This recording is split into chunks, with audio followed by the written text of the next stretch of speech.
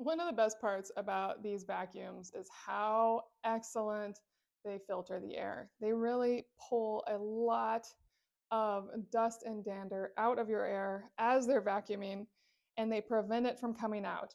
And they do that with the HEPA AirClean filters. So you do need to replace these from time to time. So here is the high quality HEPA air filter. I don't mess around with filters. I want the one that works. So I get the Miele factory filter. And here is how you install it. Simply take up the front of your vacuum cleaner. You need to unplug it and pull it on open.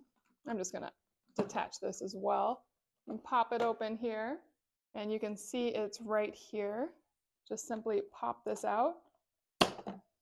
And there you go. You can see how dirty that is versus this one. I probably should replace this sooner.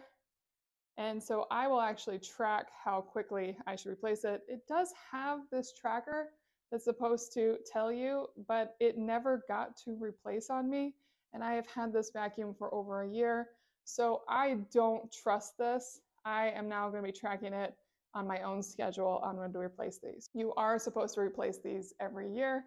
So here is my new filter, and it simply just goes right here.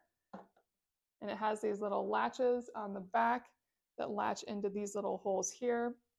Latch it on in, push down, good to go. My filter is in, my vacuum is ready. It will now be providing much better air, and I wish I had not waited so long.